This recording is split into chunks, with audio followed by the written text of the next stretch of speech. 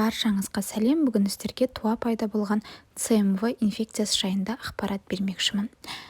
Егер анасында анализ тапсырғанда иммуноглобулин жиі шығатын болса, яғни қанда анықталатын болса, яғни бұл созылмалы ЦМВ инфекциясы дегенді білдіреді. Бұл іште жатқан бала үшін қауіпсіз болып табылады. Яғни 99% жағдайда бала дені сау болып туылады. Ал егер анасы жүкті кезде цитомегаловирусты инфекциямен ауыратын болса және қанында иммуноглобулин М анықталатын болса, онда балаға жұғу қаупі жоғарылайды. Егер анасы жүктіліктің алғашқы аптасында ЦМВ-мен ауыратын болса, онда түсік болуы мүмкін, немесе балада ауыр асқынулар дамуы мүмкін. Анасында егер ЦМВ-мен ауырса, қандай белгілер болады? Температураның көтерілуі, тамақтағы ауырсыну және лимфа түйіндерінің ұлғаюы, бауыр және көк бауырдың ұлғаюы болуы мүмкін. Бұл кезде міндетті түрде ЦМВ-ға анализ тапсыру қажет.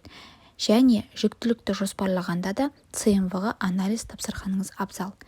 Егер анасы жүктіліктің алғашқы аптасында ЦМВ жұқтырған болатын болса, мына белгілер балада болуы мүмкін.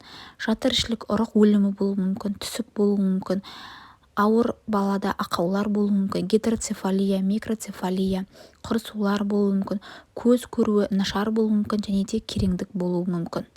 Яғни жүктіліктің алғашқы аптасында анасы ЦМВ-ны жұқтырып ауыратын болса, бұл қайтымсыз жағдайлар. Яғни бала үшін өте қауіпті жағдайлар. Ал анасы жүктіліктің кеш апталарында ЦМВ-ны жұқтыратын болса, сарғаю болуы мүмкін, яғни патологиялық сарғаю, бауыр мен көк бауырдың ұлғаюы, бала денесінде бөртпелер пайда болуы мүмкін және бала салмақ жинамауы мүмкін. Бұл белгілер жүктіліктің кеш аптасында пайда болады. Яғни бұл белгілер бірақ емге жақсы көнеді және емделеді. Цитомегаловирусты инфекцияның арнайы емі жоқ. Тек ауыр жағдайларда ғана ацикловир, ганцицловир препараттары тағайындалады. Осындай аурулардың алдын алу үшін жүктілікті жоспарлағаныңыз абзал. Егер видеом пайдалы болған болса, достарыңызбен бөлісіп, лайк басып, комментарий жазуды ұмытпаңыз.